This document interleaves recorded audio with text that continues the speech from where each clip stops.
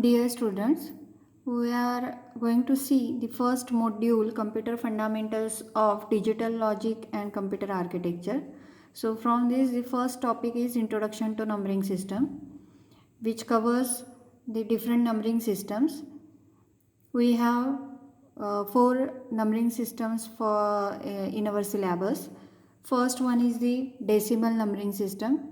We are very much familiar with this decimal system because our daily transactions communication is carried out in decimal system only.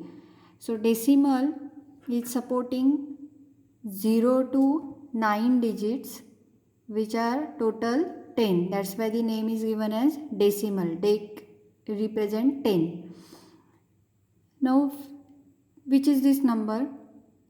5, 6, 56. The same digits are used in this number, but its value is 65. So what it tells, even though the same digits are there, these numbers are varying in their value. The reason is that the number's value is based on the position of the digit and the weightage which is given to that position. 6 is appearing at the ones position, so its value is 6 into 10 raised to 0, which is 6, whereas the value of 5 is 50 since it is at the place of tens place.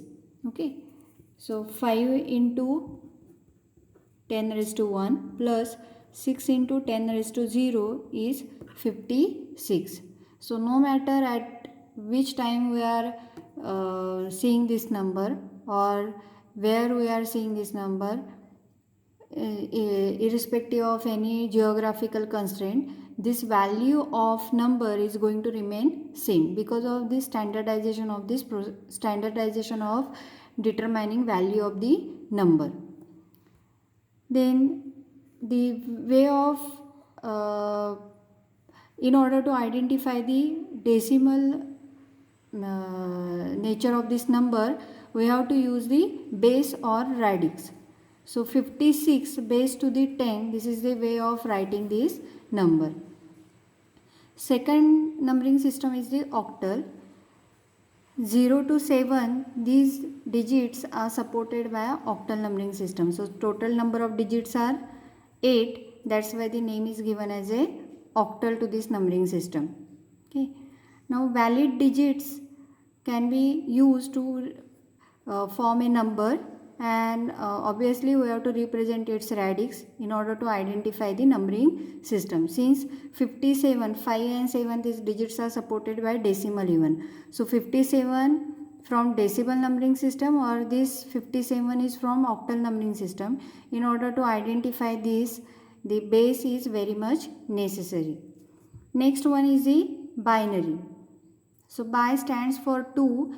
Only 2 digits are supported by binary numbering system, 0 and 1. So 101 base to the 2 is the representation of binary number. Last numbering system is the hexadecimal numbering system. So it supports 0 to 15 numbers. See, 0 to 15 numbers.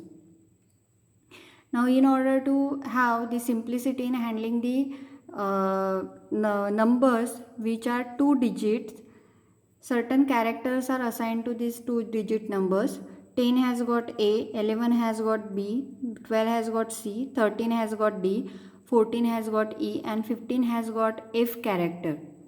Okay, so this is the valid hexadecimal number. A is representing 10, 98C, A98C, this is the base to the 16, this is the hexadecimal number. The alternate way of writing the base is by using H. H also represents the numbering system, that is the hexadecimal one. Okay.